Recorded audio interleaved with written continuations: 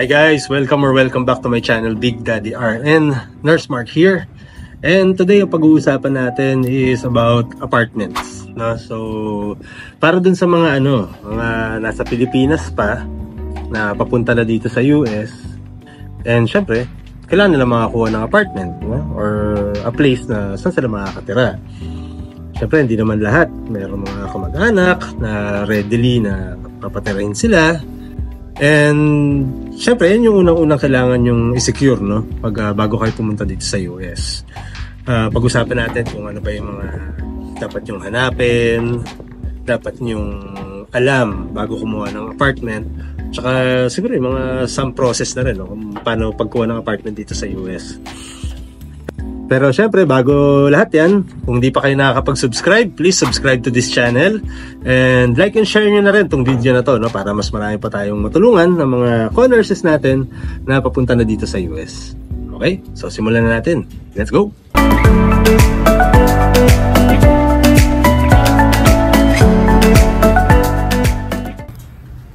Okay, so kung apartment ang pag-uusapan, syempre, ang unang-una na dapat yung alamin, no? Siguro pinaka number one talaga, pinakamahalaga dyan is location. Yun yung pinaka basic no? Saan ba located yung apartment? Siyempre, kasi iba-ibang case yan. So tulad ako, direct hire ako. Sa amin kasi, ikaw na ang mamumblema kung saan ka kukuha ng apartment. In some cases, tinutulungan ng agency, pero marami kasing pwedeng maging issue, no, pag nagpatulong ka pa sa agency. Tulad sa amin sa direct hire na setup. Una, pwedeng tumagal. Pangalawa, pwedeng hindi nila talaga kumbaga hanapin mabuti, no, kung saan na lang nila makita na ito pwede na to, di ba? Pwede mo na yan kahit malayo, kahit magda-drive ka pa, kahit mahal. Hindi mo malalagay kasi talaga yung magkakaroon sila ng malasakit sa iyo, no? Na talagang hahanapin nila yung pinakamagandang apartment for you, yung pinaka-affordable, pinaka-safe na lugar. Siyempre hindi nila gagawin yun.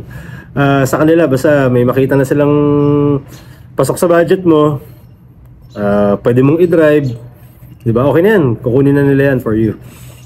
So sabi ko nga, may iba-ibang setup yan kasi there are some naman na mga agency na nurses na pagdating nila sa US, pagkalam ko, nilalagay mo na sila sa parang hotel or yung mga inn na for a month yata or two. Doon muna sila, no? Habang may trainings pa sila and everything. May mga nakwento lang naman sa akin yan. Ngayon, kung meron kayo ibang setup, please i-comment nyo rin sa video na to, no? Para mabasa rin ng mga co-nurses natin na papunta dito sa US. In my case kasi, dahil nga, kami, direct hire. So, Pilipinas pa lang, naghahanap na ako ng apartment. So syempre kung mahirap no? Kasi syempre kung nasa Pilipinas ka pa, maghanap ka ng apartment. Ang tool na number one tool na ginagamit ko talaga would be yung Google Maps, no? Maliban sa Google Maps, maraming mga apps na pwede kayong gamitin. Mga Zillow, rent.com or apartment.com, parang ganun no? So, syempre, hindi ko na masyado maalala lahat ng apps na yan. Pero, ni-utilize ko yan noon. Kasi ang maganda sa mga ganyang app, may mga maps yan Makikita mo kung yung proximity ng apartment sa workplace mo. Maliban doon, maganda sa mga apps na yan, pwede mo nang i-virtual tour yung mga apartment. Na yung tipong scroll ka na lang ganyan, di ba? Makikita mo na yung loob ng apartment So sabi ko nga, doon muna tayo, balik tayo sa pinakauna na importante na kailangan yung alamin is the location. Kumbaga, bago ka dito sa US kumbaga you will have the option naman talaga na makahanap ng magandang location for your apartment considering yung layo sa magiging workplace mo. Siyempre, mas malapit, mas maganda. Lagi niyong tatandaan, lalo pag pupunta tayo dito sa US, ang focus natin, ang gear ng utak natin sa pagtatrabaho di ba? So syempre, medyo mas malapit ka sa workplace. Unang-una, mas makakapagpahinga ka kasi less ang travel time. Hindi mas malayo ang ida-drive mo. Pangalawa, dahil mas malapit yung bahay mo, mas makakapagpahinga ka. And mas may lakas ka para mag-pick up. No, mag-pick up shift. No? Kasi kung may mga extra shift na pwede mo na mai-pick up, hindi ka masyadong tatamarin or pag tinawagan ka, malapit ka lang na pwede ka mag-pick up talaga. Ayun naman ang goal natin dito di ba? Medyo mag-extra income. Isa pa, mas makakatipid ka sa gas. Kasi marami akong narinig na story no, nung papunta kami dito, yung mga naunang nurses sa amin. Dahil yung kumuha ng apartment nila is yung agency lang. Marami akong mga nakasabay o nauna sa akin na nurses nandito sa area namin na kinukuha na sila ng apartment. Minsan 30 minutes or 40 minutes drive, di ba? Meron pa nga as far as 1 hour drive going to their work. Siyempre nakakapagod yun, no? Dadrive ka, 1 oras, pupunta sa trabaho mo. Tapos 1 oras ulit pabalik. Ang shift mo 12 hours. Diba? So hindi siya masyadong practical. Doable. Doable naman kasi wala naman masyadong traffic dito. Afford naman. Kahit sabihin natin na, sige, magagas ka. Afford naman siya. Kaso, why do that to yourself? Diba? Kung meron namang option na mas malapit. Meron nga ako isang kakilalang nurse dito, ako Filipino nurse namin. Kinuhanan siya ng apartment, Columbia. Ang trabaho niya sa Pulaski. So, the drive siya, 40 minutes drive. Nung pagdating niya na dito, sa orientation niya, sa facility, nalaman niya across the street merong mga apartments available. So, medyo naging mahirap yung proseso pero nagawa niya naman kasi he had to cancel yung reservation niya. Yung, kung nagkaroon sila ng deposit doon na kailangan makancel, syempre, lost money yun Either sa'yo or kung shoulder ba ng agency. Swerte ka kung shoulder ng agency. Pero most of the time kasi dito, pagka kukuha na apartment, ikaw talaga magbabayad. Katulad na sa akin. So yun, basta number 1, location. Yun ang pinaka mahalaga dyan. Proximity sa trabaho and proximity sa mga ibang bagay na kailangan mo. Tulad ng school, kung may mga anak ka, hospital, groceries, di ba? Yun naman yun yung proximity sa mga lugar. No, swerte ka kung medyo city yung malilipatan nyo or yung mapag-workan mo. More or less, malapit ka sa mga bagay-bagay. No? Siyempre, may mga pros and cons yan. Yun yung mga susunod natin pag-uusapan. At ang susunod na natin pag-uusapan, isa sa mga pros and cons niyan, would be yung budget. So, number 2, budget. So, sige. Nakahanap ka na nga na malapit sa facility mo. Kunyari, trabaho ka, Nashville. O kaya dito, Nashville or Columbia. Malapit ka nga sa facility mo. Kaso, napakamahal naman ng upa. Kasi, city di ba? Malapit nga yung proximity, mahal naman yung upa. So, mag-balance out yan. Sa gasolina, maswili ka bang makumuha na mas mura, mag-travel ka na lang, drive ka na lang na malayo. Or, doon ka sa malapit nga, medyo mas mahal naman. So, yun siyempre, nasa inyo na yan, no? Paano nyo babalansehin yung mga expenses nyo. So, makikita nyo dyan kasi kung how much ba yung, yung existing na market na kailangan, na i-afford nyo. Medyo, siyempre, limited yung options mo pag galing kang Pilipinas. Kasi ako, ang na-review ko lang nun, is yung kung ano yung mga nasa online. No? Kung ano yung mga nasa app, or kung ano yung mga nakapost sa Google, yan. Yun lang yung mga nakikita ko within the area. Kasi ang ginagawa ko dyan lagi, bubuksan ko yung maps ko, Google Earth o Google Map. Tapos check ko yung mga apartments available within the location ng workplace ko. Tapos estimate ka, ito 15 minutes drive, ito 30 minutes drive, ito 5 minutes drive lang. Siyempre, lalabas dyan yung budget for the apartment. Mag-range din yan kung bakit ganun yung presyo. So, for example, kumuha ka ng apartment na medyo mas mataas dun sa average range ng rent per month.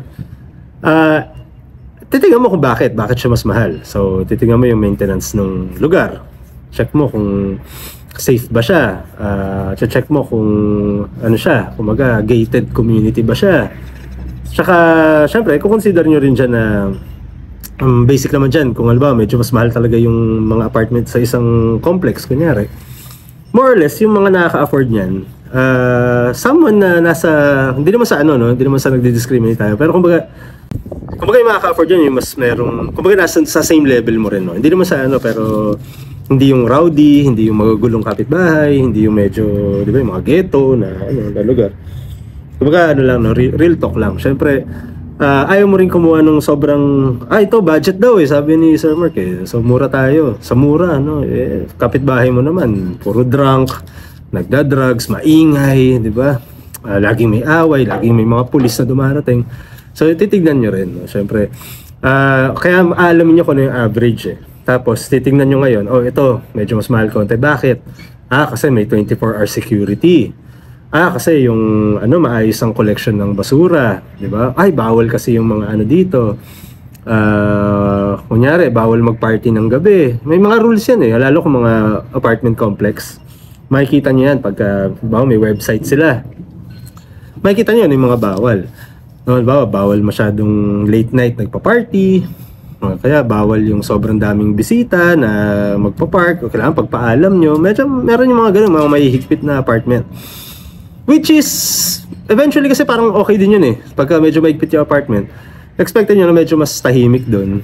Di ba? Mas at peace kayo. Lalo ikaw, kuwari, ikaw yung breadwinner. Iniwan mo yung pamilya mo. Alam mo na safe sila sa lugar na yun.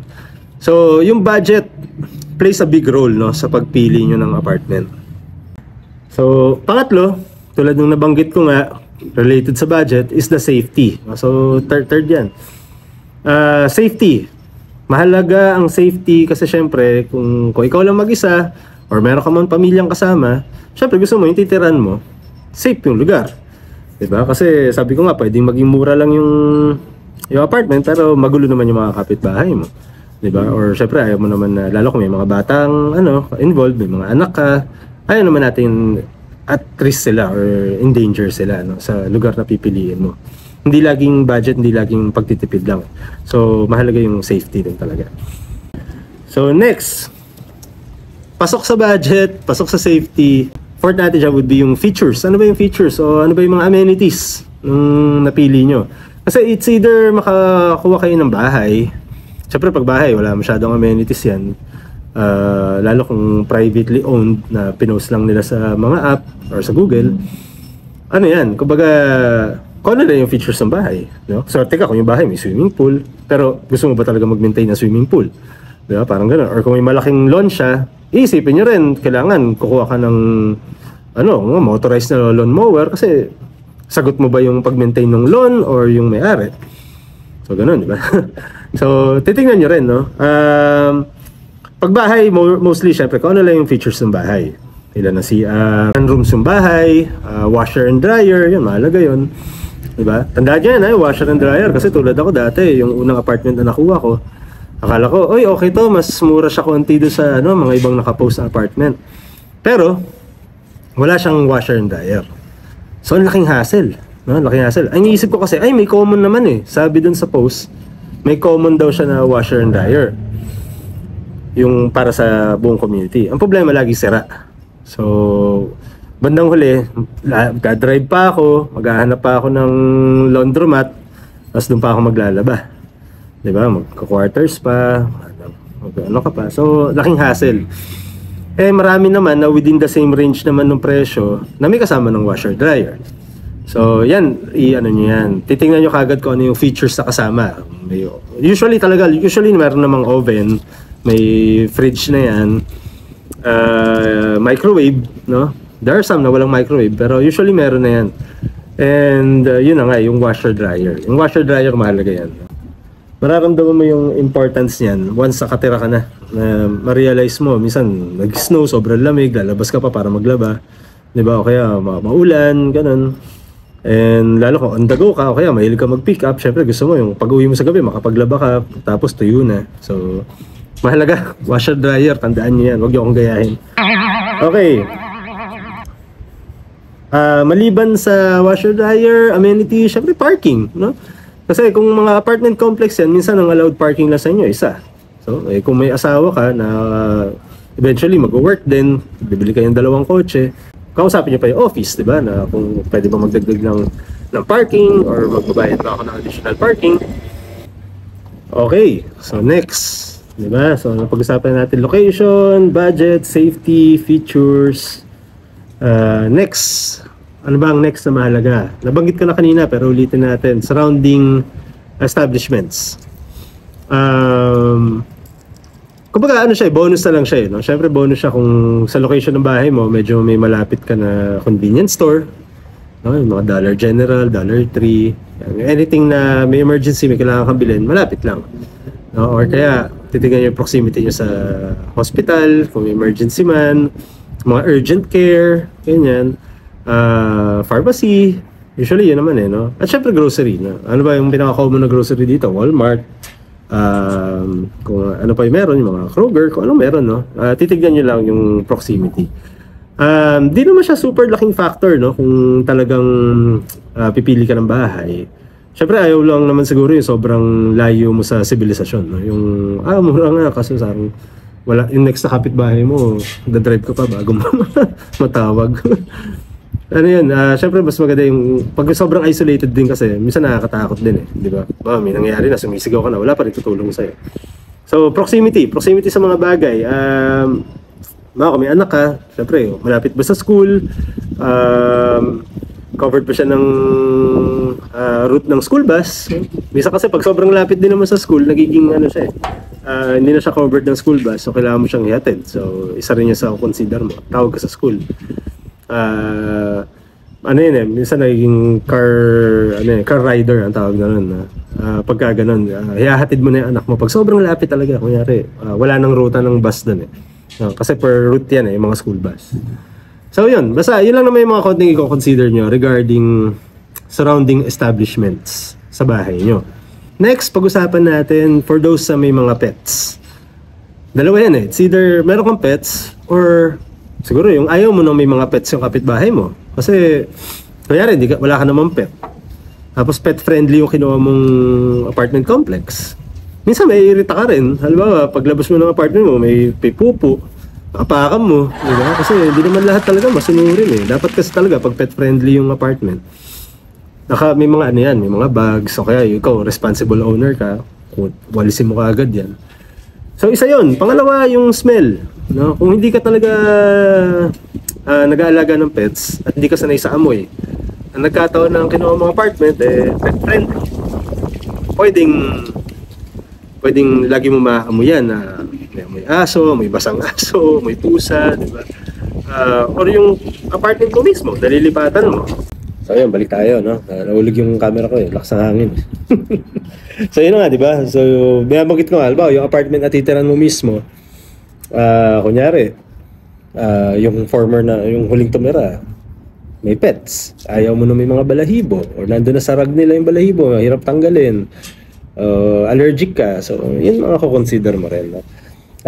For those naman na may mga pet naman talaga, na gusto nila may alaga silang aso or mayroon silang pusa o ano man, may additional din ng mga fees yun na kailangan nyo bayaran, no? Ano yun kasama ka sa maintenance talaga, kasama sa mga fee ng mga apartment pag meron kang aso, para ka nagdagdag ng renter, no? May mga additional kayong payments na kailangan bayaran. Pero syempre, ang maganda naman dun, kung pet friendly yan at meron ka talaga mga pets, meron yan yung bawa, may aso ka, may mga dog playground, di ba? May mga yung park nila, meron mga naka-ready na plastic bags para pag-pick up mo yung mga pupo nila. So, yun lang naman yung i-consider nyo. Ang isa pa natin kailangan i-consider, no, pagka naghahanap kayo ng apartment dito sa US, tignan nyo rin kung kung yung heater ba nila is gas or electric. So, malaki ba difference? May mga may mga konting difference yan, no. Pagka una-una, halimbawa kung gas, syempre, na-experience ko kasi may apartment ako dati na gas, hindi siya electric. Yes, medyo mas matipid konti. Mas matipid konti compared sa electric yung gamit mo sa heater. Pero syempre, nandiyan yung risk lagi na yung yung hazard. Kasi gas yan Pag may mga gas leak, di ba, nakakatakot, pwedeng sumabog o ano man. Isa yun sa consider nyo. Pag electric, medyo mas wala ka nang iisipin kasi lahat naman di kuryente. Problema lang pagka wala kuryente. So yun. Isa yun sa problemahin mo, di ba? Wala ka ngayong heater. So anyway, yan, lang naman siya, check nyo lang naman kung yung mga nagustuhan nyo apartment, alamin nyo gas ba siya or electric. Ito pala next, no? Isa nyo pang pwedeng alamin would be yung water supply. Maliban sa water supply, yung yung paano yung pagbayad yun ng water bill. Kasi nakadalawang apartment ako, di ba, na bago tong huling nakuha kong bahay. Na ang water bill namin doon, hindi naka-metro. Meron kaming fixed na water bill, tsaka meron yung Demetro, no? Yung fixed na water bill, meron, hindi naman yata lahat, no? Pero kung makachempo kayo, meron kasi, ba, sisingilin kami $50 per month. Fixed na yon. Regardless, kahit magbatab ka na magbatab, maghugas ka na maghugas ng pinggan, $50 lang. In a way, okay siya. Kasi nung na-experience ko na magkaroon ng yung Demetro, tulad yan, nag-winter, pumalo ng $120 yung bill ko, no? Ng tubig. Kasi kailangan bubuksan mo yung faucet na mahina para hindi mag-freeze. Ngayon, alamin nyo lang, no? Just in case lang para alam nyo kung meron bang option na may mga apartments ba na fix lang yung water bill or Demetro siya. So, mas madalas syempre Demetro. Pero kung meron, okay din yung naka-fix lang, no? In a way, lalo kung marami kayo, okay siya. No, kasi isang buong pamilya kayo, naka-fix lang yung water bill, okay yun. Pero kung mag-isa ka lang, tapos sabihin sa'yo, yung apartment, fix yung water bill, $50 per month, medyo lugi ka doon kasi isa ka lang naman eh. Di ba? I'm sure kung Demetro yun, isang tao ka lang, hindi ka abot ng $50 per month. Di ba? So yun yung alamin nyo rin. Depende rin yun kung gaano kayo karaming lilipat. Next, so isa pa nating dapat i-consider. Di masyadong iniisip to ng karamihan, pero babanggitin ko na rin. Contract of lease. Sa contract of lease nyo, meron kasi yan na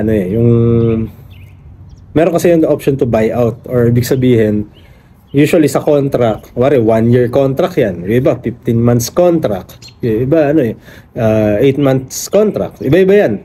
Lalo for mga apartment complex talaga.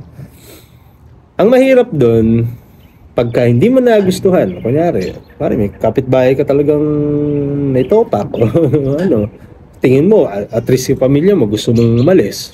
Diba? Or may hindi ka nagustuhan na parte ng apartment na yun talaga.